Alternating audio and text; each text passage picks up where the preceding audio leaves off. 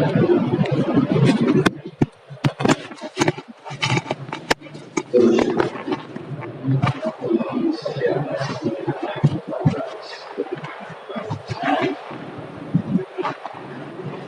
لله رب العالمين والصلاة والسلام على سيد الأنبياء والمرسلين وعلى آله وصحبه أجمعين، أما بعد،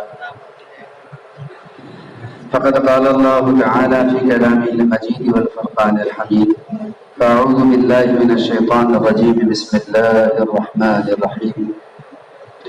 ولا تقولوا لمن ألقى إليكم السلام لست مؤمنا.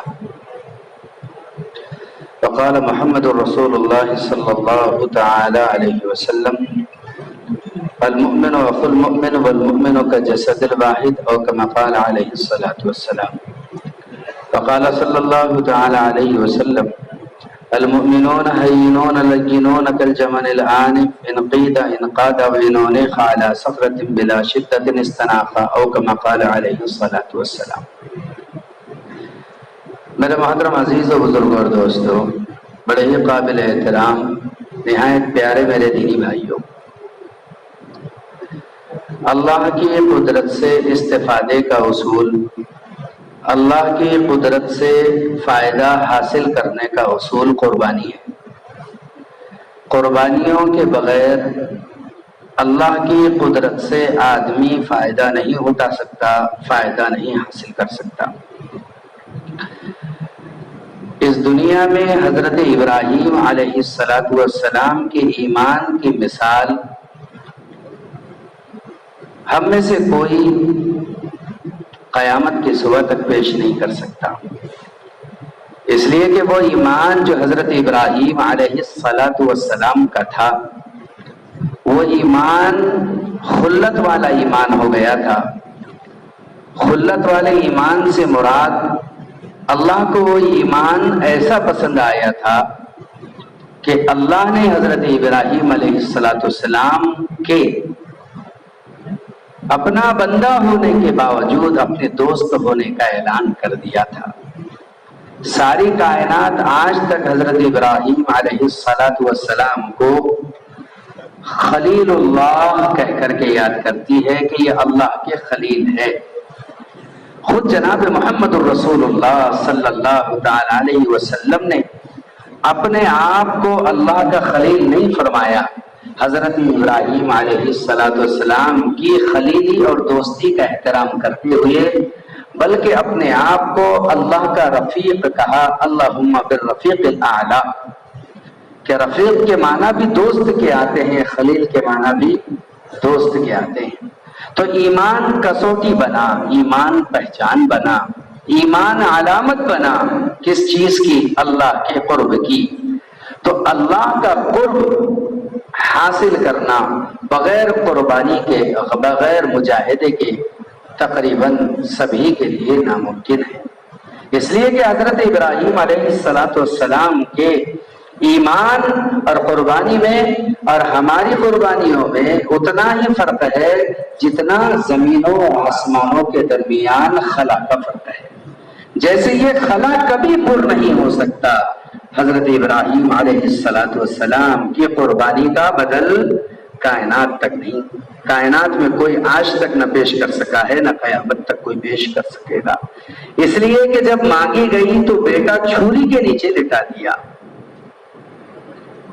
ہم قربانی کا بدل جانور کی شکل میں دیتے ہیں، انہوں نے قربانی کا بدل اپنے جگر کو کاٹ کر کے پیش کیا۔ یہ اور بات تھی کہ اللہ رب العزت نے امت کو بتایا یہ ہمارے خلیل کیوں ہیں، ہمارے کہنے پر بیٹے کو چھری کے نیچے لٹا تو دیتے ہیں، یہ ہماری قدرت ہے کہ ہم اسے کٹنے نہیں دیتے۔ یہ اور بات ہے کہ ابراہیم اپنا بیٹا تو دور کی بات ہے، خود کی جان کو ہمارے لیے اپنے داؤ پر لگا دیتے ہیں۔ ہم کہتے ہیں کودو تو کود جاتے ہیں، اور اپنے دل اور دماغ کے حواس کی نہ سنتے ہوئے اپنے رب کی آواز کو سن کر کے اپنے آپ کو آگ کے سمندر میں جھونک دیتے ہیں۔ بس اسی پر نہیں ہے، بلکہ ایسا عمل کائنات کو بتاتے ہیں، ایسا عمل کائنات کو بطور سبق کے دیتے ہیں کہ آپ کو جب آگ میں پھینکوایا جا رہا ہے اور آپ کو جب نارے نمرود میں ڈلوایا جا رہا ہے تو ایسے وقت میں 4 فرشتے آپ کے پاس تشریف لاتے ہیں، جن فرشتوں میں خود ایک فرشتہ جبرائیل امین ہوتا ہے، اور جبرائیل امین آ کر کے کہتا ہے اے حضور اگر آپ کی اجازت ہو تو میں آپ سے اس آگ کی تپش کو دور کر دوں اور آگ جلانے والوں کو اس کا نتیجہ بنا دوں۔ تو حضرت ابراہیم علیہ السلام کا سوال اور پھر ان کا جواب کہ یہ کہنا کیا تم رب کے اذن اور اجازت سے آئے ہو؟ حالانکہ ایسے وقت میں حضرت ابراہیم علیہ السلام کو اس مدد کی سخت ضرورت ہے۔ اس مدد سے بڑی اور کون سی مدد ہے کہ ایک آدمی تپتے ہوئے صحرا میں، ریگستان میں، جہاں کی ریت تپ رہی ہو، ریت تپ رہی ہو، بالو سخت گرم ہو گئی ہو اور بھاپ اٹھ رہی ہو، لبوں پر پپڑیاں جم گئی ہو، سامان لٹ گیا ہو اور پانی کا قطرہ اپنے پاس میں مشکیزے میں کچھ نہ ہو، اور وہاں وہ موت کو یاد کر رہا ہو، اور ایسے موقع پر اچانک کوئی لا کر کے پانی پیش کر دے تو آدمی بلا تحقیق اس پر جھپٹ پڑتا ہے۔ بھوکے کو کیا چاہیے؟ کھانا، اور پیاسے کو کیا چاہیے؟ پانی، اندھے کو کیا چاہیے؟ آنکھ، اور لنگڑے کو کیا چاہیے؟ سہارا۔ ایسے وقت آدمی اس سہارے کو اللہ کی مدد مان کر فوراً جھپٹ کر کے لے لیتا ہے، آگ میں گرائے جانے والے ہیں۔ ایسے وقت میں حضرت ابراہیم کا سوال ہے کیا تم رب کے اذن اور اجازت سے آئے ہو یا ایک مومن کی، ایک نبی کی یا اس کے خلیل کی ہمدردی میں آئے ہو؟ فرشتے کا جواب ہے نہیں، ہمیں رب نے بھیجا نہیں ہے، آپ کی یہ بپتا، آپ کی یہ حالت ہم سے دیکھی نہیں جا رہی ہے، اس لیے ہم آپ کی مدد کے لیے آئے ہیں۔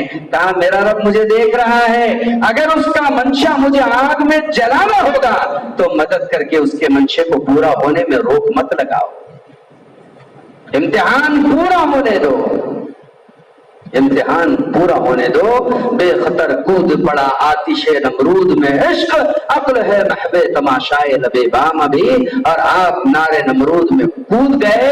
تب اللہ رب العزت کی طرف سے مدد آئی، اللہ رب العزت کی طرف سے خلیلی کا انعام آیا، اور اس آگ کو ساری کائنات نے دیکھا کہ وہ پھول بھی بنی، وہ باغ بھی بنی، اور چشموں کا اور ندیوں کا اور سمندر کے خوبصورت علاقوں کا گہوارہ بھی بنی، اور کہنے والے نے آج تک یہ کہا آج بھی ہو جو ابراہیم سا ایما پیدا، آگ کر سکتی ہے انداز گلستہ پیدا، کہ ساری دنیا کی آگ آج بھی گلستہ بن جائے گی، آج بھی باغ بن جائے گی، کوئی حضرت ابراہیم علیہ السلام جیسا اپنا ایمان پیش تو کرے۔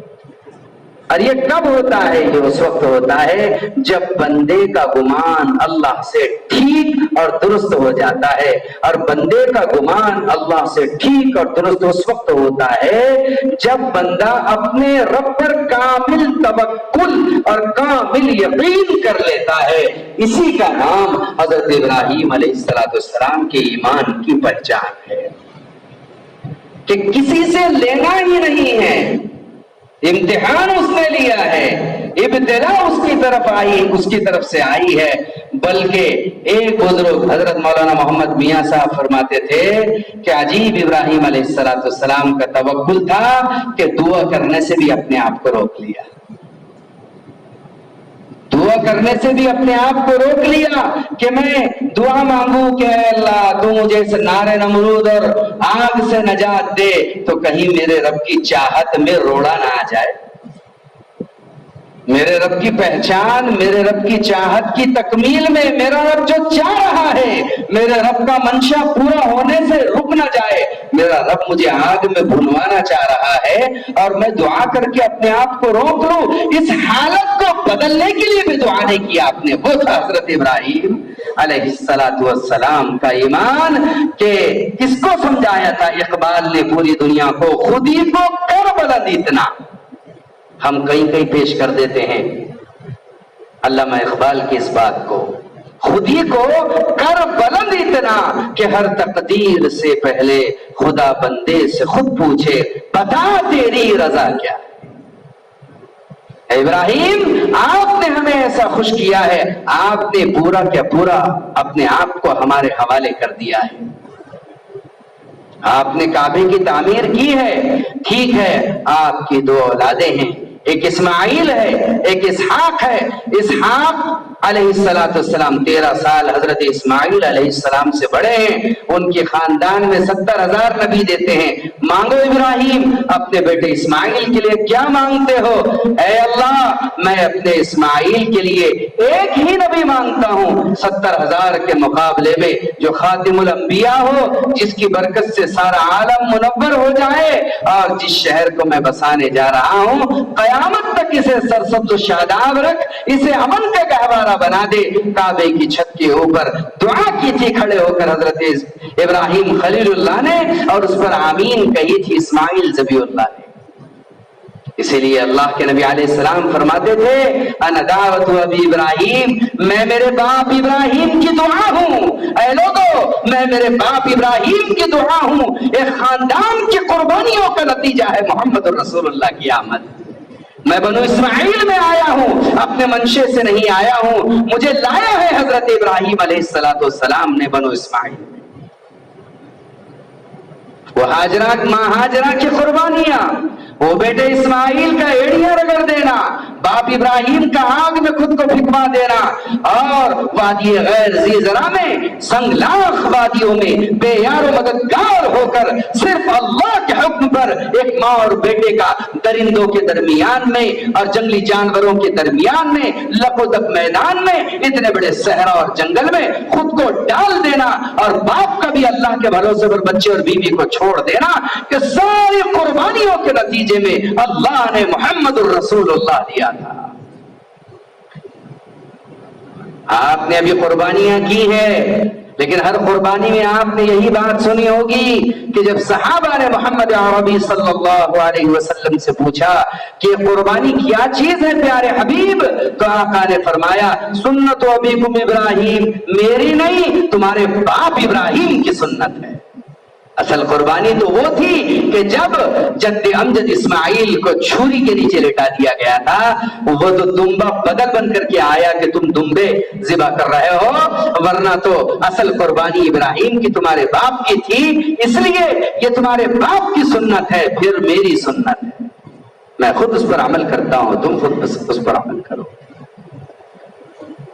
تو ایمان ہوتا ہے، یہی ایمان کائنات کو ہلاتا ہے، یہی ایمان کائنات کی مردگی سے جلاتا ہے، اسی ایمان سے رونق قائم ہے، اسی ایمان سے جان ہے سارے عالم میں۔ یہ ایمان نہیں تو کچھ نہیں، اسی لیے جس دن یہ ایمان اس زمین پر باقی نہ رہے گا،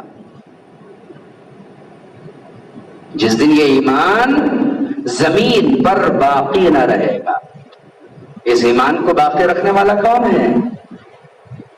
مطلوب ایمان کے باقی رکھنے سے وہ انسان ہے جس میں یہ ایمان بھرا ہوا ہے، ورنہ ساری کائنات کے جانور، شجر ہو، حجر ہو، پھول پتیاں ہو، پیڑ درخت ہو، یا دنیا کی اور کوئی چیز ہو، وہ سب کے سب اللہ کے سامنے اس کے خوف سے لرز کر کے کانپ کر کے جھک جاتی ہے۔ بلکہ جب اللہ تعالیٰ نے کہا تھا زمین سے، کہا تھا آسمان سے کہ اطاعت کے ساتھ آؤ گے یا جبرن آؤ گے، قالت اطیعناک طائعین، اے اللہ ہم تو اطاعت کے ساتھ آپ کے سامنے جھک رہے ہیں، آپ جیسے چاہیں گے یہ زمین ویسے ہی چلتی رہے گی، آپ جیسے چاہیں گے یہ آسمان ویسا ہی چلتا رہے گا، آپ جیسے چاہیں گے سورج ویسا ہی نکلتا رہے گا، آپ جیسے چاہیں گے چاند ویسا ہی طلوع ہوتا رہے گا، آپ جیسا چاہیں گے ستارے ویسے ہی دمکتے اور چمکتے رہیں گے، آپ جیسے چاہیں گے ہوا ویسی ہی چلے گی، آپ جیسے چاہیں گے فضا ویسی ہی رہے گی، آپ جیسے چاہیں گے یہ ذرات اور دنیا کا کण کण ہر حصہ آپ کے منشے سے چلے گا۔ سب نے اپنی اطاعت کا اظہار کر دیا، لیکن اللہ کے نزدیک اطاعت تو مطلوب اس حضرت انسان کی تھی، اس انسان کی اطاعت مطلوب تھی، اور اسی اطاعت کا امتحان یہ ایمان ہے، اسی اطاعت کا امتحان یہ ایمان ہے۔ اسی لیے جس آدمی میں ایمان ہے وہ صاحب وزن ہے، اور وزن بھی کوئی چھوٹا موٹا نہیں ہے، اس ایمان والے کا وزن، اس ایمان والے کا وزن اس کے روپیے سے نہیں ہے، اس کے پیسے سے نہیں ہے، اور اس کی خوبصورتی، اس کے حسن اور جمال سے، اور اس کے حسب اور نسب سے، اس کی اونچائی اور اس کی نیچائی سے، اس کی کرسی، اس کے عہدے، اس کی سلطنت، اس کی بادشاہت، اس کی فوج، اس کی حشم، اس کے ختم سے اس انسان کا کوئی وزن نہیں ہے۔ اس انسان کا اگر وزن ہے تو اس کے ان الفاظ سے جو اس نے زبان پر لا کر کے دل میں بسائے ہیں، لا الہ الا اللہ محمد الرسول اللہ، ان الفاظوں نے اسے وزنی بنایا ہے، ورنہ اس میں کوئی وزن نہیں ہے۔ اگر یہ الفاظ نکال کر کل قیامت کے دن وہ ایک پلڑے میں، ایک ترازو کے پلڑے میں رکھے گا، اور دوسرے پلڑے میں 7 زمینیں ہوگی، 7 آسمان ہوں گے، تو اس کے زبان سے نکلنے والے ان الفاظوں کا بوجھ، اس کلمے کے الفاظ کا ثقل اور وزن 7 زمینوں اور آسمانوں کو اوپر اٹھا دے گا، اور یہ بوجھ لے کر کے پلڑے کو نیچے چلا جائے۔ مومن نے کبھی سمجھا نہیں ہے کہ اس کے اندر کیا ہیرا چھپا ہے۔ ایمان والے نے کبھی یہ سمجھنے کی کوشش نہیں کی ہے کہ تو کائنات کے مالک کا غلام ہے، کائنات کا مالک اللہ نے تجھے بنا دیا ہے۔ تیرے اعمال سے بارش پر فرق آئے گا، نیک اعمال سے برسات ہوگی، بدعملی سے برسات رکے گی۔ تو ہی بٹن ہے اس کائنات کا، تیرے اعمال ہی اسباب ہے اس کائنات کے اندر۔ ہم نے تجھے ایمان دیا ہے، اور ایمان کے سمجھنے اور بڑھانے کے لیے اعمال دیے ہیں۔ ایمان اعمال کی حقیقت کو سمجھ، ایمان اعمال کی قدر اور اس کی منزلت کو سمجھ لے۔ یہی ہے جو کائنات کا پیٹرول ہے، یہی ہے سورج چاند کے بڑھانے اور چلانے کا پیٹرول۔ اس لیے کہ اگر تو نے ان 2 چیزوں کی قدر سمجھ لی ہے، حضرت انسان ایمان کو سمجھ لیا، اعمال کو سمجھ لیا، تو تجھ پر کائنات کا راز کھل گیا۔ کائنات کا راز کھلے گا ایمان کی طاقت کو سمجھنے پر، اعمال کی طاقت کو سمجھنے پر۔ جس دن یہ بندہ ہے مومن اپنے ایمان کی حقیقت کو سمجھ لے گا، اعمال کے وزن کو سمجھ لے گا، اس کے ہاتھ وہ چابی لگ جائے گی جو چابی محمد الرسول اللہ صلی اللہ علیہ وسلم نے اپنے صحابہ کے ہاتھ میں دے دی تھی۔ ورنہ تو مر کر کے اٹھنا آخرت کا عمل تھا، ورنہ تو مر کر کے اٹھنا آخرت کا عمل تھا، ورنہ تو سورج کا غروب ہونے کے بعد دوبارہ طلوع ہونا قیامت کے دن کا عمل تھا، یا قیامت سے پہلے کا عمل تھا۔ لیکن جن کو ہوتا تھا نمک پہ کافور کا دھوکہ، بن گئے عالم کی تقدیر بنانے والے، انہوں نے اسی دنیا میں اسی چابی کا استعمال کر کے، اسی محمد الرسول اللہ صلی اللہ تعالی علیہ وسلم کی سکھائی ہوئی تربیت کا استعمال کر کے مردوں کو زندہ کر کے دکھایا، جانوروں کو موت سے عالم حیات میں لا کر دکھایا، مردہ جانوروں سے اور مردہ انسانوں سے کائنات کو اوقات باخبر کرایا کہ اگر وہ چابی تمہارے ہاتھ اس دنیا میں لگ جائے تو تم اس عالم کا کرشمہ امت کو اسی عالم میں دکھا سکتے ہو۔ ہزاروں واقعات شاہد ہے کہ صحابہ کی دعاؤں پر مردہ کھچروں نے انگڑائیاں بھری ہے، اور مرے ہوئے انسان کفن پھاڑ کر کے اٹھ کر کے بیٹھے بھی ہے۔ استفادہ اپنے اعمال سے استفادہ صحابہ نے کر دکھایا تھا، اپنے ایمان سے استفادہ صحابہ نے کر دکھایا تھا۔ وہ ام سعید جو اپنے بچے کو ہجرت کرا کر ایمان کی حفاظت کے لیے، آپ کو جتنے واقعات حیات الصحابہ میں ملیں گے اللہ کی مدد اور نصرت کے، اس میں 99% واقعات وہ ہے کہ ادھر ہجرت ہوئی اور ادھر سے نصرت ہوئی۔ ہم دنیا کی نصرت کے تلاش میں ہیں، یہ ہماری نادانی ہے۔ اس کی نصرت پر توجہ رکھو، پتھر پھاڑ کر کے چشموں کا نکلنا ناممکن نہیں۔ اس کی نصرت کو توجہ رکھو، غیبی خزانوں سے استفادے کی چابی ہے اپنے آپ کو اللہ کے لیے باہر کر دینا، نکال دینا، ہجرت کر دینا۔ 99% صحابہ کی جو نصرت ہوئی ہے وہ ان کی دعوت اللہ کی راہ کی محنت، ہجرت، کوشش اور ان کا ستایا جانا اور قربانی کے معیار تک پہنچ جانا، یہی نصرت کے اسباب اور سبب بنے ہیں۔ اور 1% کے کچھ اور دیگر واقعات بھی ملتے ہیں۔ ہجرت کر کے آئی کس کے لیے؟ مکہ میں لوگ چین سے نہیں رہنے دے رہے ہیں، ایمان والوں کو ستایا جا رہا ہے، رلایا جا رہا ہے، اتنی تکلیف ہے، اتنی تکلیف ہے کہ سانس لینا مشکل ہے۔ اپنے بیٹے کو ساتھ لے کر کے ایک عورت مدینہ آتی ہے، اللہ کے نبی علیہ السلام کی خدمت میں پیش کیا جاتا ہے عارضہ کہ ایک عورت ہے اللہ کے نبی اپنے بچے کے ساتھ ہجرت کر کے آئی ہے۔ آپ نے فرمایا عورتوں کو طلحہ انصاری کے گھر میں رکاؤ، جہاں پر آنے والی مہاجرہ عورتوں کو ٹھہرایا جاتا تھا۔ نظام تھا جو عورتیں ہجرت کر کے آتی تھی اللہ کے راستے میں، ان عورتوں کو طلحہ انصاری کے گھر پر رکایا جاتا تھا، اور جو محرم ساتھ میں ہوتا تھا، جو مرد ہوتے تھے، انہیں مسجد نبوی میں صفہ کے چبوترے پر رکایا جاتا تھا۔ ہماری مستورات کی جماعت کی ترتیب بھی یہی ہے، مرد مسجد میں رکیں گے اور عورتیں گھر میں قیام کریں گی، اور گھر کے وہ مرد بھی مسجد میں آ کر کے قیام کریں گے۔ زمانے قدیم سے لیا ہے یہ دستور، زمانے قدیم سے لیا ہے دستور۔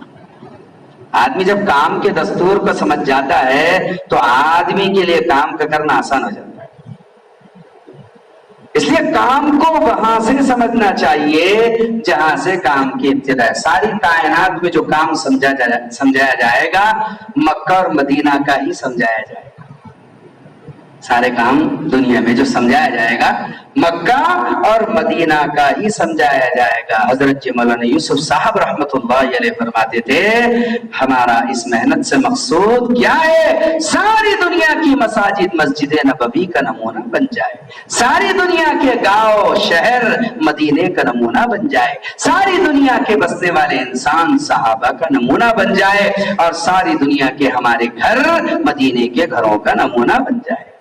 یہی ہے کام، یہی ہے کام کی فکر، اسی کو نظام الدین کی چار دیواری سے پوری امت میں سمجھایا جا رہا ہے اور بتلایا جا رہا ہے۔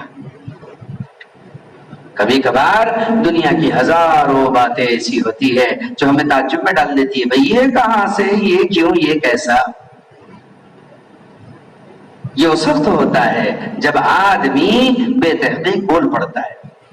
میری طرح 99% مجمع ایسا ہی ہوتا ہے جو سنی سنائی چلتی۔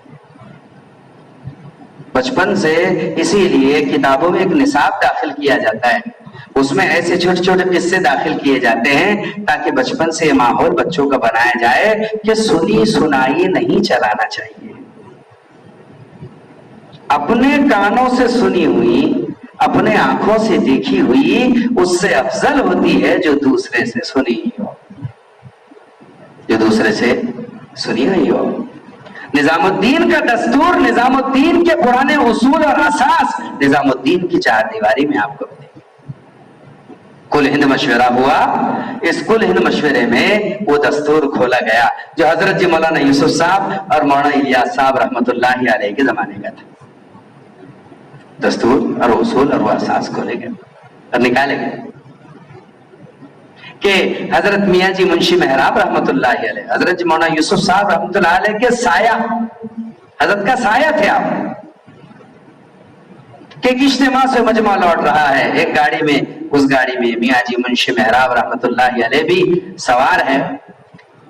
اب بات چل پڑی کہ 4 مہینے ہر سال لگانا ہے ہر کام کے کرنے والے کو، ہر کام کے کرنے والے کو 4 مہینے لگانا ہے۔ تو بعض لوگوں نے کہا میرے عزیزو قربانی ہوتی ہے، قربانی ہوتی ہے، قربانی دینے والوں کا استحضاء نہیں کرنا چاہیے بلکہ اس پر استغفار کرنا چاہیے۔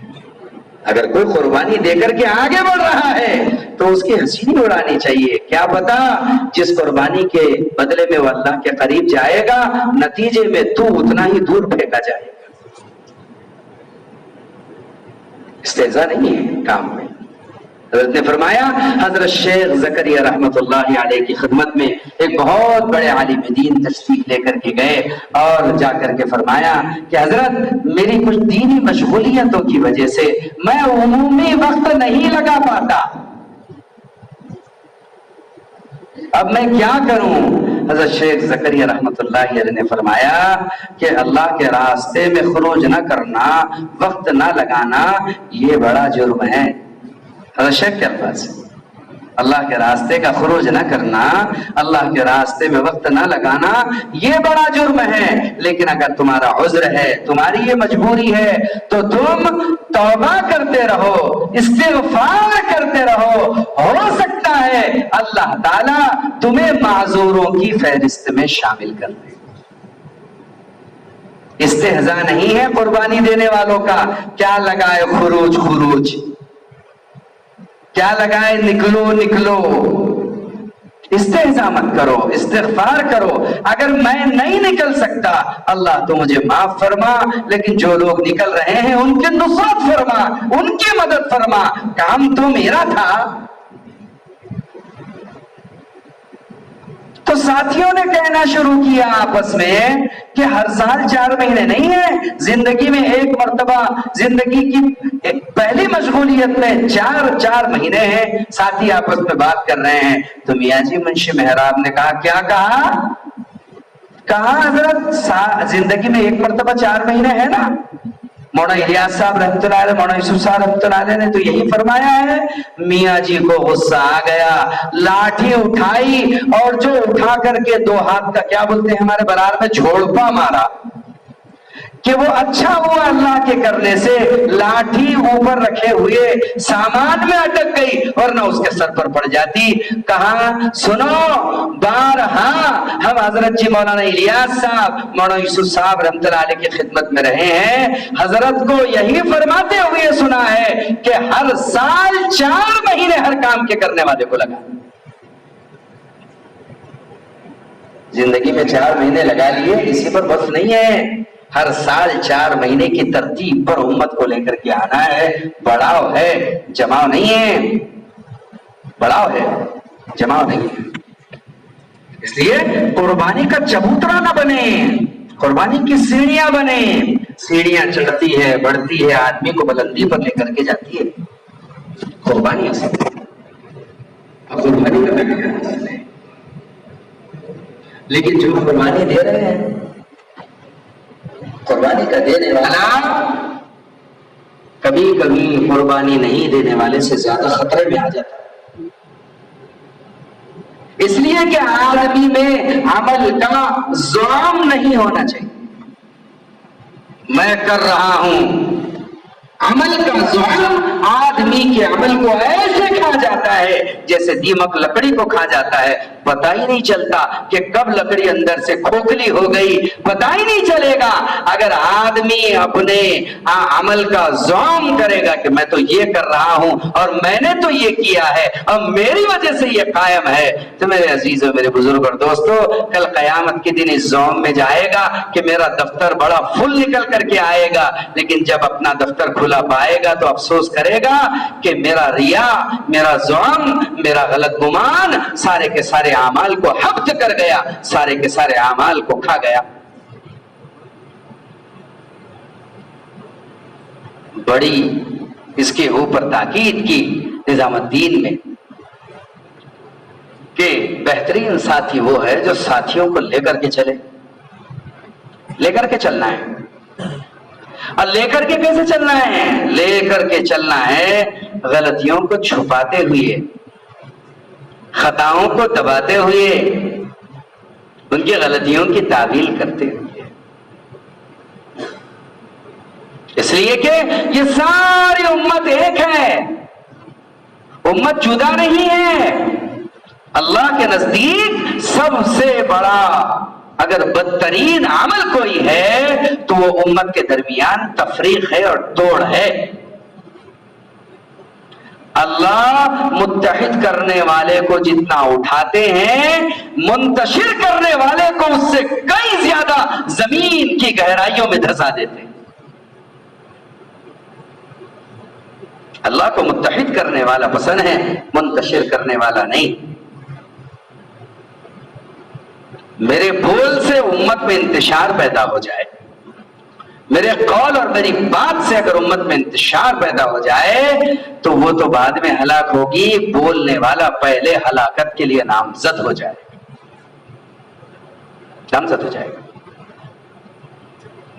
اسی لیے ساتھیوں کو ساتھیوں پر تہمت باندھنے سے سدا بچنا ہے، الزام تراشی سے سدا بچنا ہے، اور کسی کی ذلت سے تو ہر حال میں بچنا ہے۔ ہمیشہ دعا کریں کہ اللہ مومنوں کی عزت کا سبب بنا، مومنوں کی ذلت کا سبب نہ بنا، کہ جو مومنوں کی ذلت کا سبب بنے گا وہ بغیر ذلیل ہوئے اس دنیا سے جا ہی نہیں سکتا، موت ہی نہیں آ سکتی اس کو جب تک وہ ذلیل ہو کر نہ مرے گا۔ اللہ ہماری پوری امت کی حفاظت فرمائے۔ اس لیے حضرت کے ملفوظات میں ہے، حضرت نے فرمایا المشورہ سننا، ایک عرب نے نقل کیا اس کو کہ مشورہ سنت ہے، وَكَسْرُ الْقُلُوبِ حَرَامٌ، لیکن مشورے میں کسی کا دل توڑ دینا یہ حرام ہے۔ بھرے مشورے میں کسی کو ذلیل کر دینا، بھرے مشورے میں کسی کا دل توڑ دینا، بھرے مشورے میں کسی کی عزت اتار دینا، یہ اتنا بڑا حرام ہے جو مشورے پر غالب آ گیا۔ یہاں تو مشورے میں ساتھیوں کو پکڑ پکڑ کر کے لایا جائے گا، جو دور ہو گیا اس کی دوری کو قرب میں تبدیل کیا جائے گا، غلط فہمی اگر اس کی ہو گئی تو اس کی غلط فہمی کو دور کیا جائے گا، بار بار اس کی غلط فہمی دور کی جائے گی۔ غلط فہمیاں تو آتی رہیں گی، اگر ساتھی بے اصولی نہیں کریں گے تو آپ ان کو پھر نبھاؤ گے کیسا؟ اگر سبھی اصول سے چلے تو پھر نبھانے کا مسئلہ کیا آتا ہے؟ اصول تو چھوڑنا نہیں ہے لیکن ساتھی کو توڑنا نہیں ہے، بے اصولی کرنا نہیں ہے لیکن بے اصولی ہو جائے تو ساتھی کو اصول سکھا کر آئندہ کی ترغیب دے کر کے چھوڑنا ہے، روٹھے ہوئے عملے کو قریب کرنا ہے، ٹوٹے ہوئے عملے کو جوڑنا ہے، کرنا یہی ہے۔ اگر کوئی ساتھی اپنا عذر پیش کرے تو بہترین عملہ وہ ہے جو اس کے عذر کو قبول کرے، ایسا نہیں کہ اس کے عذر پر کتے چلا دے، اس کے عذر پر وار کر لے۔ میرے عزیز اور میرے بزرگ اور دوستو،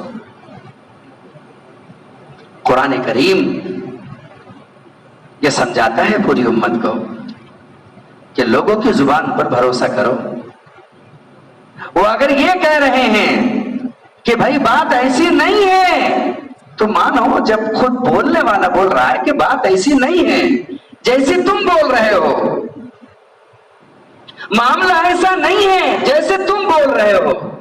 ہاں اگر بولنے والا ہر دھرمی پر قائم ہو تو مجرم ہے، لیکن بولنے والا جب اطاعت ظاہر کر رہا ہے، سلامتی ظاہر کر رہا ہے کہ ٹھیک ہے بات وہی ہے جو تم بول رہے ہو، بات وہی چلے گی جو تم بول رہے ہو، پھر بھی اس کو متہم کرنا کہ نہیں تو ہی کمینہ ہے، تو ہی غلط ہے، یہ انصاف ایک مومن کے ساتھ نہیں ہے۔ صحابہ کرام کی جماعت چلی، سورہ نساء میں ہے اس آیت کا شان ورود اور شان نزول۔ صحابہ کرام کی جماعت چلی، جب صحابہ کرام کی جماعت چلی ایک علاقے میں جانا تھا، غرض اللہ کے راستے کا جہاد تھا، تو راستے میں انہوں نے دیکھا کہ ایک شخص ہے جو بکریاں لے کر کے جا رہے ہیں ریوڑ۔ اس نے جب اس جماعت کو صحابہ کی دیکھا تو اس نے سلام کیا، صحابہ نے آپس میں بات کی۔ اس وقت تک صحابہ کرام کو حکم معلوم نہیں تھا، صحابہ کو حکم معلوم نہیں تھا، اس لیے صحابہ نے کہا کہ یہ اپنی جان بچانے کے لیے ہم کو سلام کر رہا ہے، یعنی اپنے آپ کو مسلمان ظاہر کر رہا ہے، اس لیے اس کا قتل کر دیا گیا۔ وہ قتل ہو گیا اور اس کی بکریاں جمع کر کے مال غنیمت میں صحابہ اکرام اللہ کے حبیب صلی اللہ علیہ وسلم کے پاس تشریف لے کر کے آئے. سارا واقعہ جیسے کارگزاری پوری سنائی جاتی تھی، کارگزاری میں بکریوں کا واقعہ بھی اللہ کے حبیب صلی اللہ علیہ وسلم کی خدمت میں پیش کیا گیا کہ آقا ایسا ایسا ہوا. تو آپ صلی اللہ علیہ وسلم بہت برہم ہوئے اور قرآن کریم کی آیات لے کر کے جبرائیل امین نازل ہوئے. یا ایھا الذین آمنوا اذا ضربتم فی سبیل اللہ، کہ ایمان والو جب تم اللہ کے راستے میں چلو پھرو تو فتبینوا، تحقیق کر لیا کرو. ولا تقولوا لمن القى الیکم السلام لست مؤمنا، کہ اس کے بارے میں جو تم کو سلام کر رہا ہے، تمہاری اطاعت کر رہا ہے، تم پھر بھی اس سے کہہ رہے ہو کہ نہیں تو مومن نہیں ہے، کہ تم نے جان بچانے کے لیے ایسا کیا ہے. تبتغون عرض الحیات الدنیا، دنیا کے یہ ظاہری ساز و سامان کے لیے تم نے اگر ایسا کر دیا ہے تو یہ مناسب نہیں ہے. آیات نازل ہوئی، آپ صلی اللہ علیہ وسلم نے صحابہ کو تنبیہ فرمائی. صحابہ کے پاس تو خیر عذر تھا کہ ہم نے یہ سوچا یہ جان بچانے کے لیے ایسا کر رہا ہے اس لیے ہم سے یہ واقعہ ہو گیا، لیکن آنے والے قیامت تک انسانوں کو سبق دے دیا گیا کہ زبان پر بھروسہ کرو. جب ایک مشرک اللہ کا دشمن اگر ظاہراً کلمہ پڑھ رہا ہے تو اس کے دل کو، اس کے دماغ کو اور اس کے باطن کو ٹٹولنے کا آپ کو حق حاصل نہیں ہے، اس کی زبان پر بھروسہ کیا جائے. جب ایک مشرک، ایک کافر اللہ کے دشمن کے مقابلے میں یہ عمل ہے، تو اگر کوئی مومن آپ سے یہ کہہ رہا ہے کہ جو بات آپ بول رہے ہو بات ایسی نہیں ہے، نعوذ باللہ، ایک مومن کسی نبی کی شان میں کوئی لفظ کہہ نہیں سکتا، یہ تمہارے مطلب ہے، میرا مطلب تو یہ ہے، تو اس کی بات پر کتنا بھروسہ کیا جائے. کہ اے میرے مسجد وار جماعت کے ساتھیو، تم میری یہ بات پکڑ رہے ہو، معاملہ یہ نہیں ہے، تم مجھ سے معلوم کر لو کہ یہ بات ہے بھی یا نہیں. آپس کی بدگمانی ہی تو پورے کائنات میں انتشار اور خلفشار کو پیدا کرتی ہے. جس کے عمل میں لوگ خامی تلاش نہیں کر پاتے. نفسانیت میرے ساتھ بھی لگی ہے، آپ کے ساتھ بھی لگی. اللہ تعالیٰ ہمیں نفس کے جال سے، شیطان کے مکر اور فریب سے محفوظ فرمائے، ہماری مدد فرمائے، نصرت فرمائے، ایک دوسرے کے ایمان کو، ایک دوسرے کے اکرام کو سمجھنے میں اللہ ہماری مدد فرمائے کہ ہم دوسروں کا عذر سنیں، دوسروں کی مجبوری سنیں. ہر شراب خانے کی طرف جانے والا شرابی نہیں ہوتا، ہو سکتا ہے ان شرابیوں میں کوئی داعی ہو جو شراب خانے میں جا کر کے دعوت دینا چاہ رہا. حق پر ضروری ہے کہ جس کو متہم کیا ہے ایک بار اس سے ضرور پوچھنا چاہیے کہ بھئی بات کیا ہے، یہ بات ہم سن رہے ہیں کہ نہیں. امام نماز پڑھا رہا ہے اور لقمہ بازار میں دیا جا رہا ہے. امام سے اگر غلطی ہوئی ہے تو امام کی غلطی کا لقمہ تو حوض سے بھی نہیں دیا جا سکتا. نیت باندھنے والا آدمی ہی اس کو لقمہ دے گا اور وہ لے گا، صحیح لے گا، صحیح لقمہ ضرور لے گا، کیوں نہیں لے گا. اللہ اکبر کبیرہ. مغالطے ساتھیوں کے ایک دوسرے کے، بدزنیاں ساتھیوں کی ایک دوسرے کا ٹانگ پکڑ کر، پیر پکڑ کر کھینچ لینا، یہ آدمی کو کام سے بٹھا تو دیتی ہے لیکن ہزاروں کو بٹھانے کا سبب بھی بن جاتی ہے. خصوصاً بنیادوں کو دھیان رکھنا چاہیے. بنیاد کے پتھر جب جگہ چھوڑ دیتے ہیں تو پوری عمارت کو خطرہ ہوتا ہے. اگر چھت ہلنے لگے تو اس کا علاج ہے، ستون کھڑے کیے جا سکتے ہیں، ٹیکے لگائے جا سکتے ہیں، لیکن اگر نیچے سے بنیاد کے پتھر ہی اگر ہل گئے تو ساری عمارت دھوست ہو جائے گی. کام کے ذمہ دار بنیاد ہوتے ہیں. اگر بنیادیں ہی عمارت کی مخالفت پر آ جاتی ہے تو پھر عمارت کو خطرہ لاحق ہو جاتا ہے. بنیاد کو بہت سنبھل کر رہنا چاہیے، بنیاد کو بہت استقامت کے ساتھ، بنیاد کو بہت نپتے ہوئے۔ اس لیے بنیاد کا ایک اصول ہے، نام عمارت کا ہوتا ہے، بنیاد کا نام نہیں ہوتا۔ کہ محل بنانے والے نے محل بنایا، آج تک ساری دنیا میں تعریف تاج محل کے حسن کی ہے، لیکن تاج محل کے نیچے ہزاروں فٹ جو بنیادیں ہیں، آج تک کسی نے بنیاد کی تعریف نہیں کی۔ کیا بنیاد ہے جس نے اپنے چھاتی پر، اپنے سینے پر اتنے بڑے تاج محل کو جھیل رکھا ہے، اتنے بڑے قلعے کو جھیل رکھا ہے، اتنے بڑی مسجد کو جھیل رکھا ہے؟ تو بنیاد تو اخلاص کا دوسرا نام ہے۔ مخلصین لوگوں کی واہوائی کی تمنا نہ کرے، تمہاری واہوائی تو اللہ فرشتوں سے کرائے گا۔ مخلصین کبھی نہ سوچے کہ لوگ ہمارے عمل کی چرچا کرے، مخلصین کبھی نہ سوچے ہمارے عمل کی واہوائی ہو۔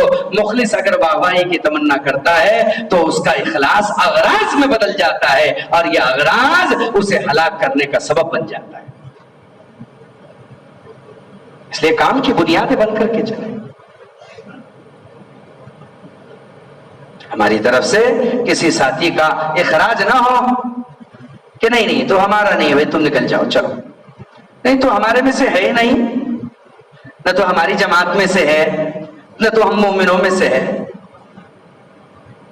ایک مرتبہ اگر جس آدمی کو تم اپنے میں سے باہر کر رہے ہو، اگر وہ یہ کہہ رہا ہو کہ اللہ کے بندو بات ایسی نہیں ہے جیسی تم کہہ رہے ہو، تو محمد رسول اللہ کا عمل بتاتا ہے کہ انہوں نے کیسے نبھایا ہے۔ حضرت حاتم ابن ابی بلتعہ رضی اللہ تعالی عنہ بدری صحابی ہے، حضرت حاتم ابن ابی بلتعہ رضی اللہ تعالی عنہ بدری صحابی ہے، بدر میں شریک ہوئے تھے، 313 میں سے ایک ہے۔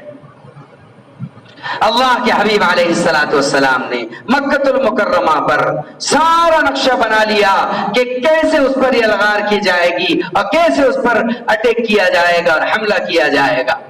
صحابہ کے درمیان میں اپنے عملے کے درمیانی بات ہے، ہمیں اپنے عملے پر اعتماد کرنا پڑے گا، ہمیں اپنے عملے پر بھروسہ کرنا پڑے گا، اور اگر اپنے عملے سے کوئی چوک ہو گئی تو اس کو کیسے نبھانا پڑے گا، یہ محمد الرسول اللہ صلی اللہ علیہ وسلم نے قیامت تک کے آنے والے انسانوں کو بتایا ہے۔ ایسا نہیں کہ اس ساتھی کو پھر ہمارے سارے ساتھی آڑے ہاتھ سے لے کہ تو ادھر کیسا گیا اور تو ادھر کیسا دکھا اور تو وہاں پر کیسا تھا اور تو ان میں کیسا بیٹھا تھا، یہ بات ہے نہیں۔ یاد رکھنا، جہاں حق ملے گا وہاں شوربہ پتلا ملے گا آپ کو، جہاں حق ملے گا آپ کو وہاں شوربہ پتلا ملے گا، روٹی موٹی ملے گی آپ کو، کھانا دانا موٹا چھوٹا ملے گا۔ لیکن جو آپ کے نزدیک حق نہیں ہوگا اس کے مقابلے میں آپ کو کھانا اعلیٰ درجے کا ملے گا، لذیذ ملے گا، خوشبودار ملے گا۔ لیکن اگر وہ کوئی خوشبودار کھانا کھانے چلا گیا، لذیذ کھانا کھانے چلا گیا، تو آپ ٹھپا مت لگا دیجئے کہ حق سے پھر گیا، یہ حق والوں کی مخالفت میں آ گیا۔ کیونکہ ابو ہریرہ سے جب پوچھا کہ تم امیر معاویہ کے لشکر میں جا کر کے کھانا کھا رہے ہو، تم تو علی کے لشکر میں ہو، فرمایا ہاں حق علی کی طرف ہے اس لیے لڑ ان کی طرف سے رہا ہوں، کھانا ادھر اچھا ہے اس لیے کھا رہا ہوں۔ نظام الدین میں تو شوربہ پتلا ہی ملے گا آپ کو، کھا رہا ہوں۔ لیکن یہ نہیں کہا کہ یہ کیسا آدمی ہے، ہماری نظر میں وسعت ہو، نظر وسیع ہو، دل وسیع ہو۔ حاتم بن ابی بلتعہ رضی اللہ تعالیٰ عنہ کے بچے مکہ میں تھے، یہ مدینہ میں تھے، بدر کے بعد کی بات ہے یہ۔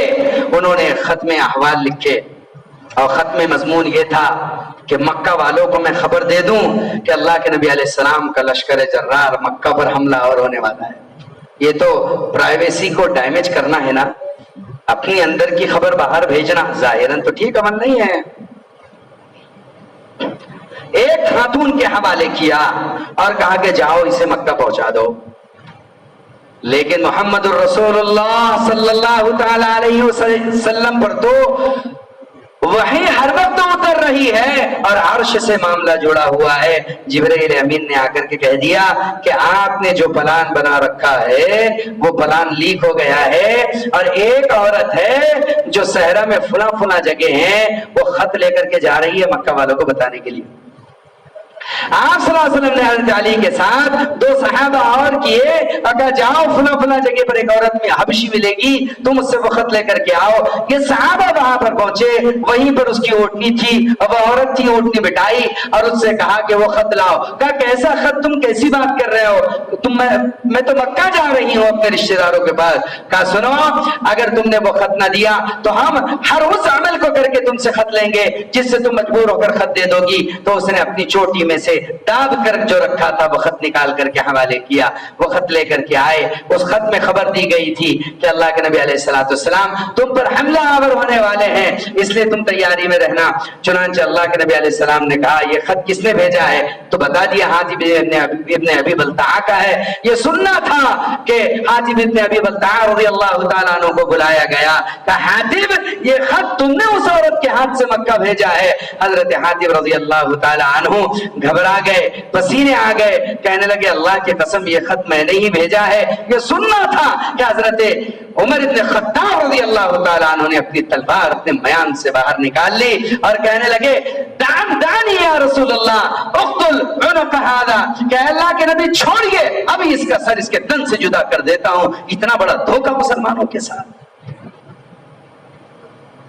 اتنا بڑا دھوکہ اس کے مسلمانوں کے ساتھ. تو اللہ کے نبی علیہ الصلوۃ والسلام نے فرمایا عمر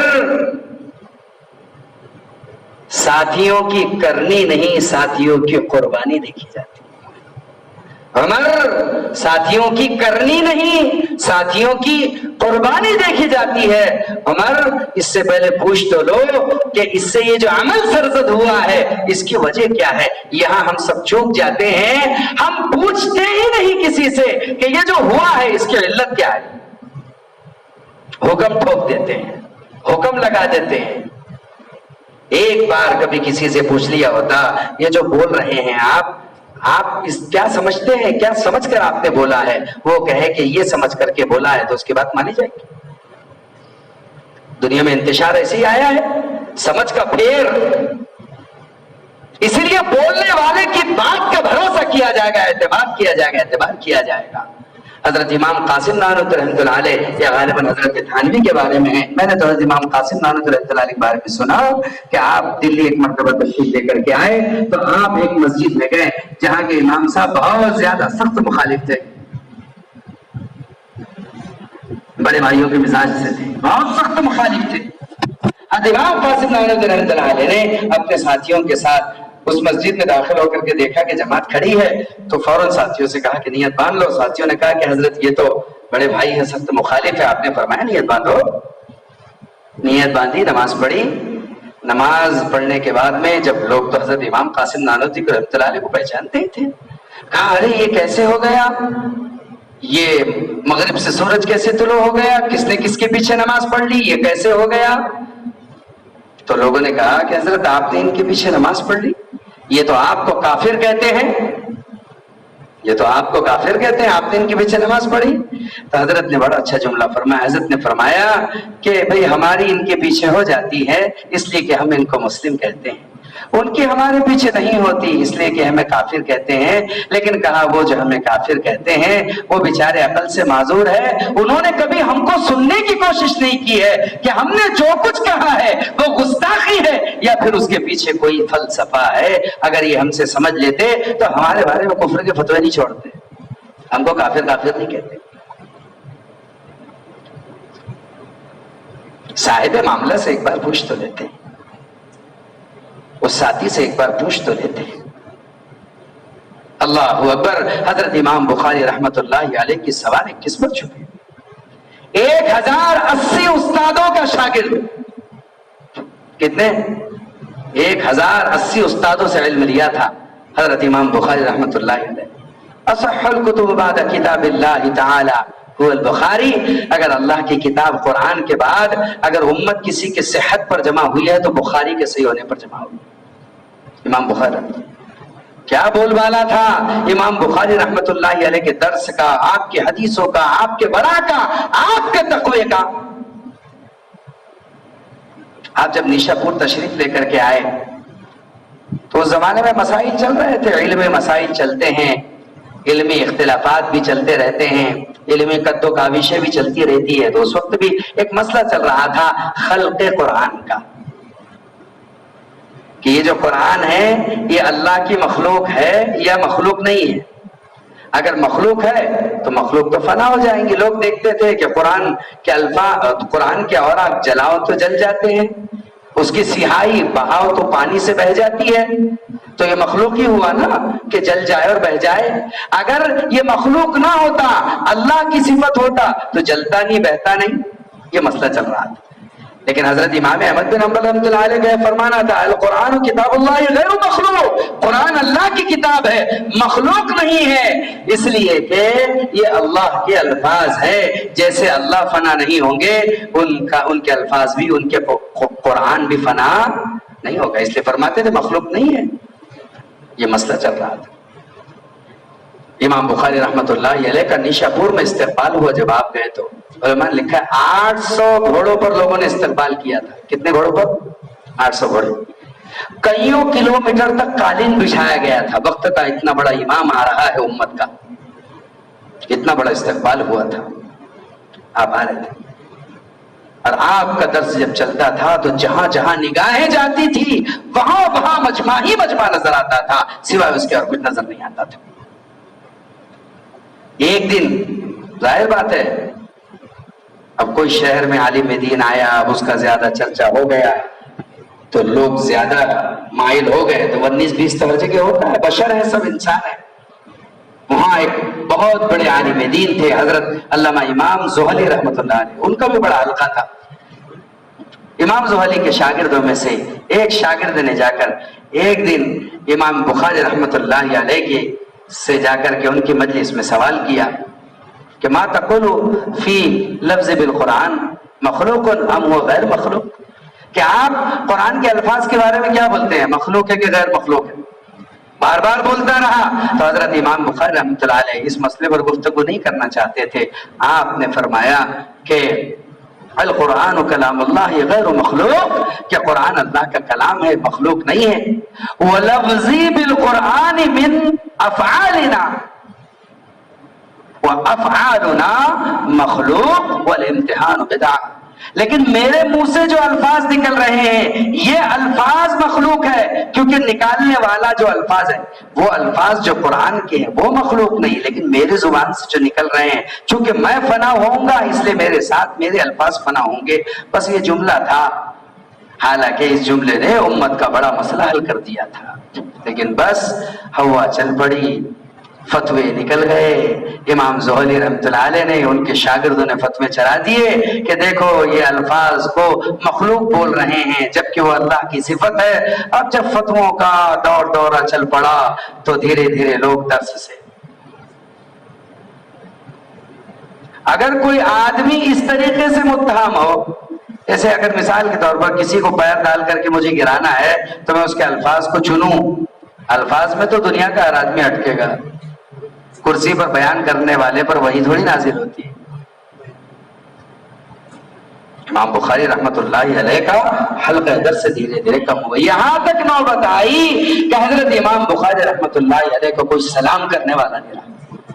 800 گھوڑوں پر جس جگہ استقبال ہوا تھا آپ کو نیشا پور کو چھوڑ کر کے جانا پڑا، یہاں تک کہ نہ کوئی آپ کا شاگرد آپ کے ساتھ تھا سوائے ایک شاگرد اور کوئی اور کے امام مسلم رحمت اللہ علیہ کے، باقی کوئی نہیں تھا۔ کیوں؟ کہا کہ ان کے عقائد غلط ہے اور یہ آدمی گمراہ ہو چکا ہے۔ ایک جملہ، علم مسائل ایسے ہوتے ہیں، اسی لیے عوام کو علم مسائل سے دور رہنا چاہیے۔ وہ فضائل لیں اور مسائل علماء سے ہی لیں، اپنے سے مسائل نہ چلائیں۔ اللہ اکبر۔ چنانچہ آپ رات کی تنہائی میں اس ملک کو چھوڑ کر کے نکلے۔ آپ نے سمرقند کا ارادہ کیا، آپ جب سمرقند جانے لگے، پیر صاحب کے بیان میں ہے، آپ جب سمرقند جانے لگے تو وہاں کے علماء نے بیٹھ کر کے آپس میں کہا کہ بھئی وہ امام بخاری اپنے شہر میں آ رہے ہیں، یہاں پہ مسئلہ بہت بڑا اٹھ جائے گا، سنا ہے کہ ان کے عقائد ٹھیک نہیں ہے، وہ گمراہ ہے اور یہ سارے مسائل ہیں۔ انہوں نے سب نے بیٹھ کر کے ایک پرچی لکھی اور پرچی ایک آدمی کو سمرقند میں داخل ہونے سے پہلے ہی گھوڑے پر سوار کر کے بھیجا، وہ پرچی امام بخاری کے ہاتھ میں تھما دی، کہا کہ سنو آپ مختلف فی شخصیت ہے، ہمارے شہر میں نہ ہی آؤ تو اچھا ہے، ورنہ جو آگ وہاں لگی ہے وہ آگ یہاں بھی لگ جائے گی، اس لیے آپ ہمارے شہر میں داخل نہ ہو۔ اتنا بڑا امام، وقت کا محدث کہ جو بخاری پڑھے بغیر کوئی عالم بن نہیں سکتا، وہ علماء ہی امام بخاری کو روک رہے ہیں۔ بتاؤ،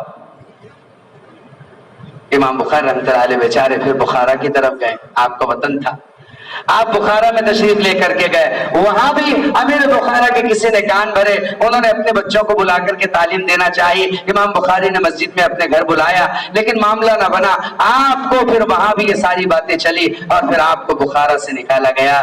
امام بخاری واحد کائنات کی وہ ہستی ہے کہ آج تک، اور انشاءاللہ ایسا لگتا ہے کہ قیامت تک کوئی عالم بغیر بخاری پڑھے عالم بن ہی نہیں سکتا۔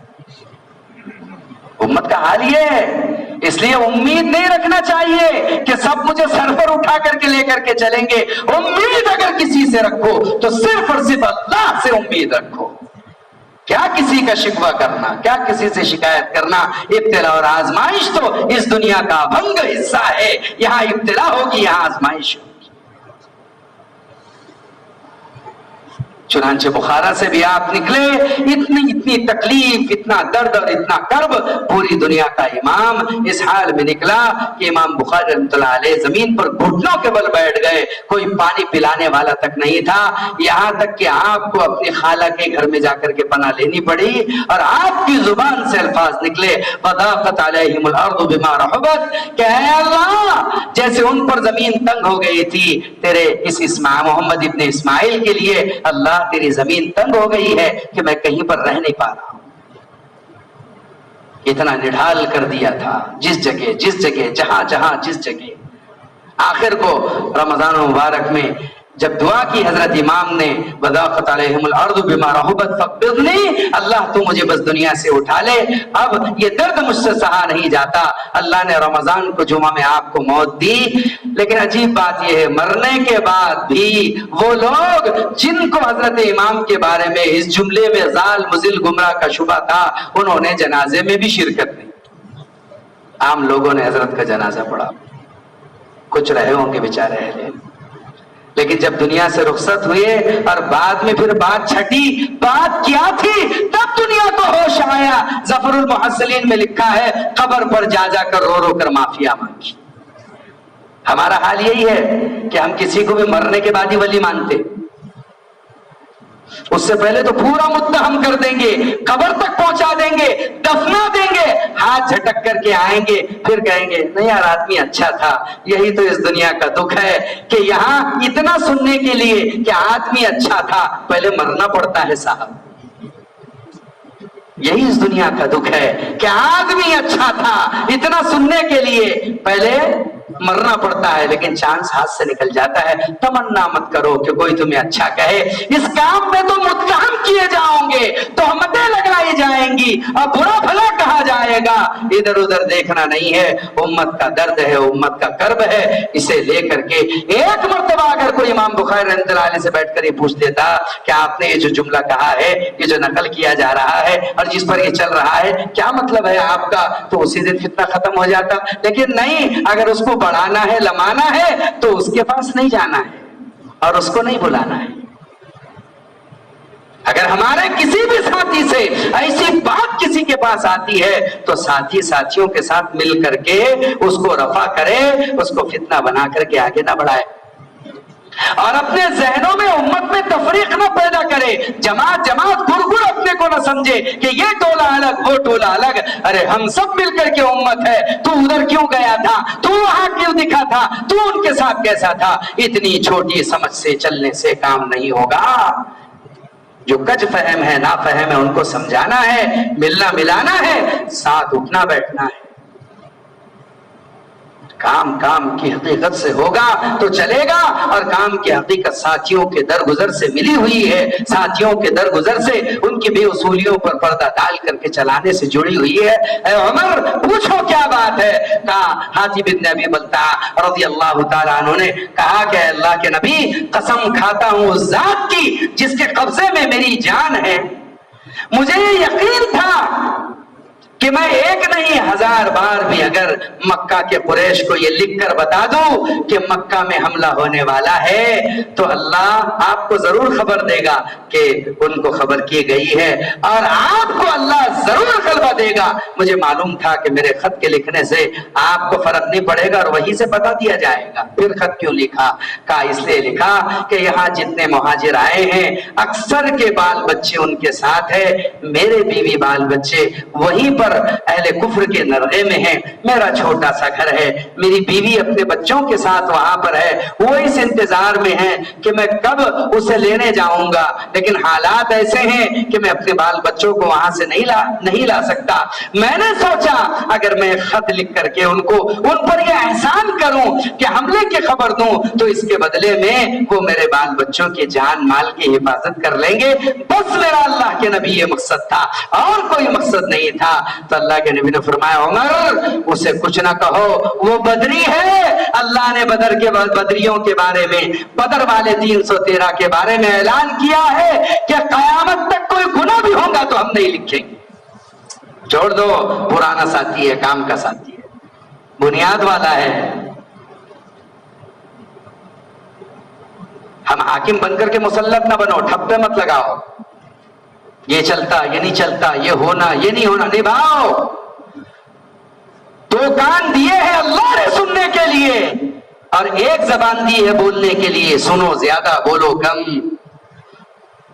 ملے جلے تاثرات کے چلو، اختلاف اور مخالفت کیسی؟ اگر تمہیں یہ نہیں پڑ رہا تو ٹھیک ہے تم ایسا کرو، ہمیں یہ پڑ رہا ہے ہم ایسا کرے، اپنی اپنی راہ چلتے رہو، لیکن ایک وضو خانے پر آ کر کے اپنے اعضاء کو ملتے رہو اور اپنی پیشانیوں کو ایک اللہ کے سامنے جھکاتے رہو۔ 4 مسالک دنیا میں ہیں، حنفی طرز پر چلتے ہیں، شافعی طرز پر چلتے ہیں، مالکی طرز پر چلتے ہیں، حنبلی طرز پر چلتے ہیں، لیکن کبھی دیکھا ہے حرم میں کہ ایک دوسرے کو بکیاں مار رہے ہیں، کونیاں مار رہے ہیں، یہ لٹ بازی ہو رہی ہے، آپس میں لڑ رہے ہیں؟ ہر ایک کا مبدا، ہر ایک کا منشا اللہ کے رسول کی ذات ہے، اللہ کی ذات ہے۔ اپنے کرسیوں سے اور اپنے بیانوں سے ہم امت کا جوڑ بتائیں، انتشار و خلفشار نہیں۔ امت کی اصل اجتماعیت ہے، اس اجتماعیت کو دھکا نہیں لگنا چاہیے۔ جس درخت کے پتے آپس میں مجتمع ہوتے ہیں وہ درخت سایہ دار بنتا ہے، اور جس درخت کے پتے آپس میں مجتمع نہیں ہوتے ہیں، ڈال پات ہو جاتے ہیں، وہ درخت بھی سوکھ جاتا ہے اور کسی کو سایہ بھی نہیں دے پاتا۔ اگر امت کے لیے سایہ بننا ہے تو ہم سایہ بن جائیے، اور امت کو بے سایہ کرنا ہے تو الگ الگ آشیانہ اپنا ٹھکانہ بنا دیجیے۔ اس لیے اصل اس میں ہے، اصل بات یہ ہے۔ اللہ اکبر۔ حضرت امام شافعی رحمت اللہ علیہ تشریف لے کر کے گئے کوفہ، تو آپ امام ابو حنیفہ رحمۃ اللہ علیہ کے اس مسجد میں گئے جو امام ابو حنیفہ رحمۃ اللہ علیہ کی جہاں قبر تھی، جس قبرستان میں آپ مدفون تھے، اس مسجد میں آپ نے نماز پڑھی۔ جب آپ نے نماز پڑھائی امام شافعی رحمۃ اللہ علیہ نے فجر کی غالباً، تو آپ نے جو قنوت بالجہر ہوتا ہے، شوافی حضرات کے ہیں نماز میں ہاتھ چھوڑ کر کے سمع اللہ لمن حمیدہ جس وقت کہتے ہیں نا، تو اس وقت جو ہے تو قنوت پڑھتے ہیں پوری، اللہم اہدنا فیمن ہدیت وعافنا فیما عافیت وتولنا فیمن تولیت وبارک لنا فیما اعطیت، پوری زور سے پڑھتے ہیں۔ تو امام شافعی نے وہ نہیں کیا، اور جب آپ نے سورۃ الفاتحہ پڑھی تو آخر میں امام شافعی کے مسلک میں زور سے آمین بالجہر کرتے ہیں، تو آپ نے آمین بالجہر نہیں کی، سری جیسے امام ابو حنیفہ کی ہاں امام اگر ولضالین کہے تو مقتدی دل ہی دل میں خاموشی سے آمین کہے، دل ہی دل میں سری، لیکن امام شافعی کے ہاں پوری مسجد زور سے آمین کہے، یہ مسلک ہے۔ تو امام شافعی نے آمین نہیں کہی زور سے، تو ساتھیوں نے کہا نماز کے بعد حضرت یہ کیا، آپ نے قنوت میں بھی جہر نہیں کیا اور آپ نے آمین میں بھی جہر نہیں کی؟ فرمایا تم دیکھ رہے ہو کہ میں کس کی مسجد میں نماز پڑھا رہا ہوں، اس قبر والے سے مجھے حیا آتی ہے کہ اس کے مسلک کے خلاف اس کی مسجد میں نماز پڑھوں۔ کہاں کا تنفر، کہاں کی نفرتیں، شدتیں کیسی، مخالفت کیسی، اختلاف کیسا۔ اختلاف نظریات کا ہوا کرتا ہے، مخالفت ذات کی ہوا کرتی ہے۔ اس لیے کام کا کرنے والا عملہ تو قربانیوں پر مجتمع رہے۔ حضرت نے فرمایا قربانی کی اور اجتماعیت کی بڑی مثال کیا ہے کہ آدمی اجتماعیت کے ساتھ مشورے میں جمے، تقاضوں پر کھڑا ہو۔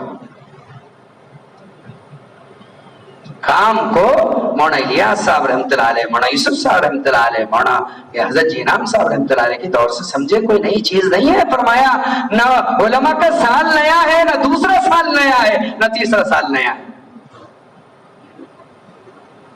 اللہ کا فضل ہے 48 جماعتیں ابھی دوسرے سال کی نکلی ہے، رخ طے ہو گیا ہے نظام الدین میں بھی۔ 48 میں سے 46 جماعتیں مہاراشٹر نے دیے دوسرے سال کی، عرب کے لیے علماء نکلے ہیں۔ 3000 علماء اکرام ابھی سال میں چل رہے ہیں، فی الحال جو چل رہے ہیں، اور 45 جماعتیں پہلے سال کی ابھی نقد جن کا رخ نظام الدین کا دستور ہے، ملا ہے، محفوظ ہے نظام الدین میں۔ مولانا یوسف صاحب نے حضرت جی کے بیان سے پہلے وہ دستور سنایا، کہا کہ مولانا علیم ندوی رحمت اللہ علیہ مولانا محمد الیاس صاحب رحمت اللہ علیہ کی خدمت میں پہنچے، اور پہنچ کر کے جا کر کے یہ کہا کہ حضرت میرے ذہن میں یہ آ رہا ہے، حضرت علیم ندوی رحمت اللہ علیہ کی شخصیت آفاقی شخصیت ہے۔ حضرت کے بیانات پڑھے تو پتہ چلتا ہے بیانات نہیں ہے، پیشن گوئیوں کا انبار ہے۔ جو آج اس ملک میں حالات چل رہے ہیں وہ تم علیم ندوی رحمۃ اللہ علیہ کے بیانات میں پالو گے، اس کا عکس سمجھ میں آئے گا۔ کیا آپ میانمار کے حالات دیکھے، برما کے یا ہندوستان کے ملک کے حالات دیکھے، حضرت کے بیانات میں اس کی پیشن گوئیاں ملتی ہے۔ اتنا مرد آہن اور کوہن تھا، اتنی بڑی شخصیت علامہ علیم ندوی رحمۃ اللہ، جنہوں نے مولانا الیاس صاحب رحمۃ اللہ علیہ کی دینی دعوت اور آپ کی سوانح لکھی ہے۔ مولانا الیاس صاحب رحمۃ اللہ علیہ کی خدمت میں گئے اور جا کر کے کہا کہ حضرت میرا جی یہ چاہتا ہے کہ اپنے مدرسے ندوۃ العلماء کے اندر میں یہ اعلان کر دوں کہ کسی بھی فارغ عالم دین کو سند اس وقت تک نہیں ملے گی جب تک وہ سال نہ لگا لے۔ میرا جی چاہتا ہے کہ میں اعلان کر دوں۔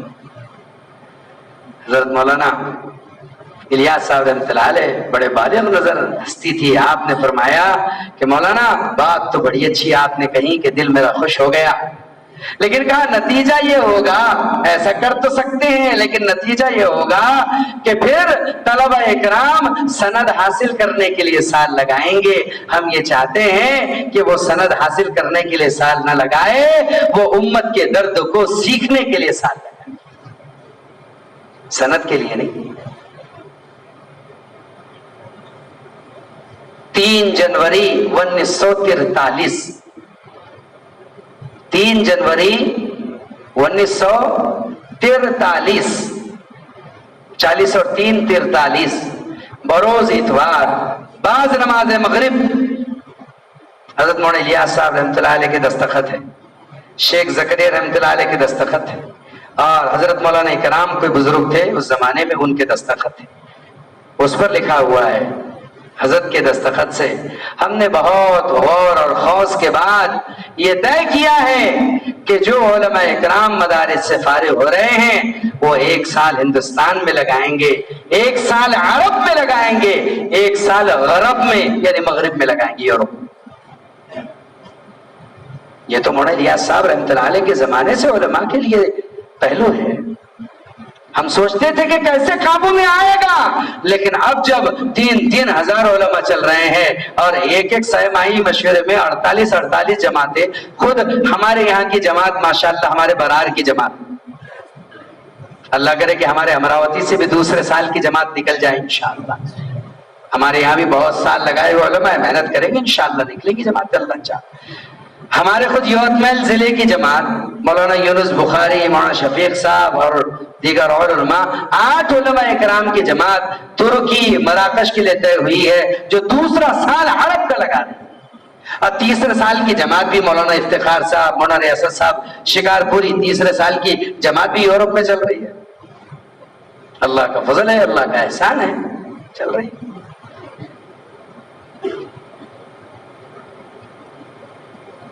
احوال سنائیں، حالات سنائیں۔ ہم جگہ پر بیٹھے ہوئے اپنے قربانی کی سطح کو بڑھانا ہی چاہ رہے ہیں۔ اپنی قربانی کی سطح کو میرے عزیزوں بڑھائیے، اس لیے کہ آپ عالمی نبی کے عالمی امتی ہو۔ آدمی جب سوچتا ہے کہ یہ وزن اٹھانا میرے لیے ممکن ہے تو اللہ بڑے سے بڑا وزن اٹھوا دیتے ہیں، اور جب ہمت آدمی ہار دیتا ہے تو آدمی سے اپنا آفتابہ اٹھانا بھی مشکل جاتا ہے۔ اقبال نے کہا تھا، ارے تو ہمت ہارے جاتا ہے، ہمت بھی ہاری جاتی ہے، اٹھان کمر کیوں ڈرتا ہے، پھر دیکھ خدا کیا کرتا ہے۔ خدا کے کرنے کو دیکھنے کے لیے اپنے عمل کو بدلنا ہوگا اور کمر کسنا ہوگا۔ خدا کی قدرت کے مناظر اور اس کے نصرت کے منظر بغیر محنت اور قربانی کے نہیں دکھتے، بغیر محنت اور قربانی کے نہیں دکھتے۔ ہزاروں جماعتیں چل رہی ہے اللہ کے راستے میں، اس سہمائی میں تو ہزاروں جماعتوں کا، کتنی 4 مہینے کی جماعتیں، چلے کی جماعتوں کی بھرمار، مستورات کی جماعتیں 235 سے اوپر تھی، کتنوں کا تو رخ بھی بن نہیں پایا۔ جماعتیں ہی جماعتوں کا خروج ہے، اللہ کا احسان ہے۔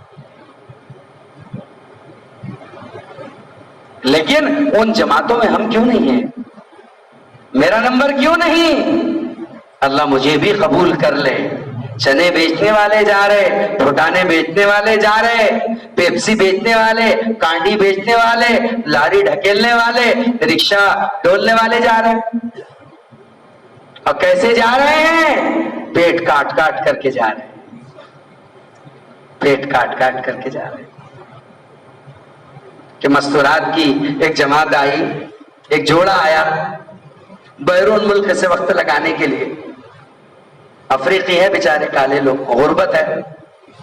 ہمارے امیر صاحب کا زامبیا میں وقت لگا ہے، ایک علاقے میں گئے تو وہاں یہ دیکھا گیا کہ 3 دن میں ایک بار کھانا نصیب ہوتا ہے، اور کھانا بھی کیسا؟ امیر صاحب سنا رہے تھے، مکہ ہوتا ہے، اس کو کوٹ لیتے ہیں، تھوڑا سا نمک پانی ڈال کے گھول لیتے ہیں، اس کو پی لیا، بس یہی کھانا ہو گیا۔ اب 3 دن کے بعد یہ نصیب ہو یا نہ ہو۔ جی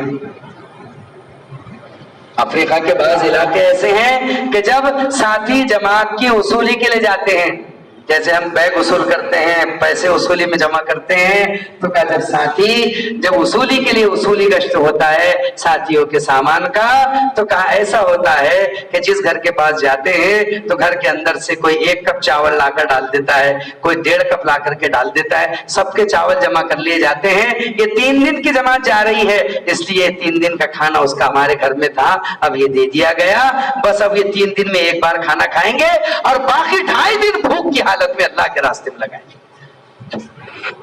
لوگ قربانی کے معیار پر کہاں جا رہے ہیں؟ اللہ نے ہمیں کیا نہیں دیا ہے؟ ہم ذرا آگے پیچھے کرنے کے لیے تیار نہیں ہیں، ہم ذرا اپنے آپ کو ہلانے اور ڈولانے کے لیے تیار نہیں ہے، اور امت انتظار میں ہے۔ تو افریقی جوڑے کا مستورات میں وہ مستورہ تھی، تو اس کا جو بچھونا تھا، وہ بچھونا، یہ جو ہمارے سیمنٹ کی پنیاں ہوتی ہے نا، سیمنٹ کی جو تھیلیاں ہوتی ہے تڑوں کی، وہ اس تڑوں سے سیا ہوا تھا۔ تو ایک بہن نے کہا کہ میری بہن، کہ آپ نے یہ جو بستر لے کر کے آئی ہو تو یہ پنیوں کا ہے، اچھا نہیں لگتا، کوئی اچھا سا ایک آدھ آپ کے شوہر بستر ہی دلا دیتے آپ کو تو کتنا اچھا ہوتا، اور کوئی بیگ اگر ہو جاتا تو کتنا اچھا ہوتا۔ تو انہوں نے جواب دیا کہ میری بہن، ناراض ہونے والی بات نہیں ہے، تم خوش قسمت ہو کہ تمہارے ملک ہندوستان میں عالم کا مرکز ہے، تم تو 500-700 روپے کے اندر سفر کر کے مرکز پہنچ جاتے ہو، کوئی مسئلہ نہیں۔ کہا ہمیں جب یہاں نظام الدین آنا تھا وقت لگانے کے لیے، میں اور میرے میاں 2 سال سے ایک وقت کھانا کھاتے تھے اور ایک وقت کا پیسہ بچاتے تھے، تو اتنا پیسہ بن سکا جتنے میں ہم یہاں آ سکے۔ ہمارے پاس اتنا پیسہ نہیں تھا کہ ہم بیگ خرید سکے، بستر خرید سکے۔ دنیا کیسے درد کے ساتھ وقت لگا رہی ہے، عالموں میں چل رہی ہے، اور ہم کیسے چل رہے ہیں۔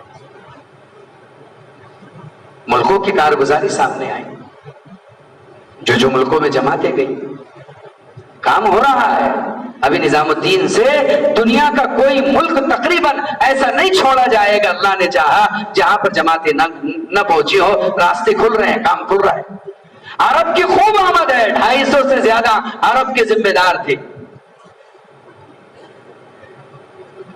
میں نے دیکھا ہمارے ساتھیوں کے سامنے ایک بہت بڑے ڈیل ڈول لہیم شہیم عرب، ابھی مشرق گرمی اتنی تھی کہ اللہ اکبر، اللہ کرے وہ گرمی ہمارے گناہوں کے معافی کا سبب بن جائے، جیسے انڈے ابل رہے ہو گرم پانی میں۔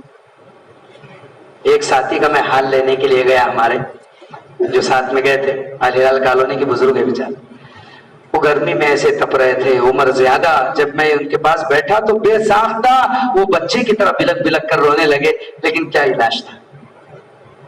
لیکن محبت ہے کام کی، ایک درد ہے جو سفید داڑھی والے بوڑھے کو اپنے گھر میں چین سے سونے نہیں دیتا، اٹھا کر کے لے کر کے جاتا ہے۔ یہ درد نہیں ہے تو کیا ہے، یہ کام کی فکر نہیں ہے تو کیا ہے۔ اسی لیے جن کا اس کام پر لگا ہے وہ اس کام کو اجڑتا ہوا کبھی نہیں دیکھ سکتے۔ تو جس کی خاندانی لگ گئی ہو اور جس کے بہوؤں کے ناک اور کان اور ہاتھ کے زیور تک لگ گئے ہو، وہ کیسے اس کام کو اجڑتا ہوا دیکھ سکتے۔ ہمارے برار کا کتنا بڑا عملہ ایسا ہے کہ جن کی بکریاں اس راستے میں گئی، جن کی مرغیاں اس راستے میں گئی، گھر کے بچوں کا نوالا چلا گیا، بلکہ گونڈ اور گنگال اور بالٹیاں اور گھر کے تستل اور گھر کی رکابیاں تک اللہ کے لیے بک گئی، لیکن ان کے چلے لگ گئے۔ قربانیاں دی گئی، بغیر قربانیوں کے عملہ نہیں بنا، بغیر قربانیوں کے لیے دین ان علاقوں کے اندر سر نہیں، قربانیاں بہت تھی۔ چنانچہ مختصر جماعتیں بھیجی جا رہی ہیں، مختصر جماعتیں، چھوٹی چھوٹی جماعتیں بھیجی جا رہی ہیں۔ اعلان کر دیا گیا کہ اب ساتھی اپنا ویزا اپنا ٹکٹ وہیں سے لگا کر کے آئے، یہاں کا ٹائم پاس نہیں ہوگا کہ 15-20 دن، بیرون میں 4 ہی مہینے لگانا ہے، لیکن 15 دن شروع میں آ جاؤ، تاکہ جس جگہ تم جا رہے ہو وہ دنیا تمہیں دعوت کا معلم سمجھتی ہے۔ معلم بڑا ہوتا ہے متعلم سے۔ 15 دن آنے کے بعد محنت کرتے ہوئے گھر تک جاؤ، 4 ماہ پورے بیرون میں لگاؤ۔ یہاں ٹکٹ ویزا نہیں، پہلے سے پوری ترتیب لگا۔